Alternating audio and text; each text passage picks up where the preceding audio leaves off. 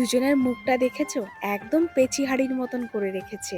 দিদি বোনকে ছেড়ে যেতে চাইছে না, আর বোন দিদিকে ছাড়তে চাইছে না। কিন্তু কি আর করা যাবে বলো, স্কুলে তো যেতেই হবে। পারলে কিন্তু ওর বোনকেও স্কুলে সঙ্গে করে নিয়ে যাই। স্কুল বাসও চলে এসছে মেঘার, আর বাস কন্ডাক্টর জেঠুটা প্রতিদিন আনবিকে বলে যে তুমি বাইরে এসছো, তুমি ঘুমাচ্ছ না, তোমার তো এখন ঘুমানোর সময়, চলো যাও ব্যাগ নিয়ে আসো, তোমাকেও স্কুলে যেতে হবে। তবে একটা কথা জানো, যেদিন যেদিন স্কুল থাকে না, মায়েদের কাজ অনেকটা এগিয়ে যায়। স্কুল না হলে জানি না কেন সমস্ত কাজে পিছিয়ে পড়ি। এবার এই যে আমার পেচি বুড়ি, ইনি আর বাইরে থেকে ভিতরে যাবে না। এনার প্রতিদিনের এক গল্প, দিদিকে ছাড়তে আসবে কিন্তু বাইরে থেকে আর ভিতরে যাবে না। দেখো, যতই নেওয়ার চেষ্টা করছি বসে পড়ছে, দুহাত ধরে হাঁটানোর চেষ্টা করছি, আবার ঢ্যাপ করে শুয়ে পড়লো নিজের থেকে। লেগেছেও একটু বেশ। এখন যদি আমি ওকে ঘরে নিয়ে যাই জোর করে, ও ভীষণ কান্না করবে, আর এই সকালবেলার খুঁতখুঁতুনি কান্না পুরোটা দিন সঙ্গে থাকবে। দাঁড়াও দাঁড়াও, ভিডিওটা তোমরা কে কোথা থেকে দেখছো, আর আমার ভিডিও তোমাদের কেমন লাগে অবশ্যই জানিয়ে যেও। নেক্সট ভিডিওতে আমি তোমাদের কমেন্ট অবশ্যই পড়বো। আনবির খাবার কিন্তু আমি আগের থেকেই রেডি করে রেখেছিলাম। আজ সকালবেলা ওকে আমি দিচ্ছি বার্লি, আর এই বার্লি কিন্তু বাচ্চাদের জন্য খুব হেলদি হয় আর টেস্টিও লাগে। এর সঙ্গে আমি অ্যাড করেছিলাম মাখানা, ড্রাই ফ্রুটস পাউডার। আনবিকে যেহেতু আমি গরুর দুধ দিই, তাই পুরো খাবারটা কিন্তু আমি গরুর দুধে করেছিলাম। আর গরুর দুধে বানানো যে কোনো খাবার না স্বাদে দ্বিগুণ হয়ে যায়। তোমাদের যদি রেসিপি জানতে ইচ্ছা হয় আমায় বলো, 7 দিন 7 রকম হেলদি ব্রেকফাস্ট রেসিপি আমি তোমাদের সঙ্গে শেয়ার করব।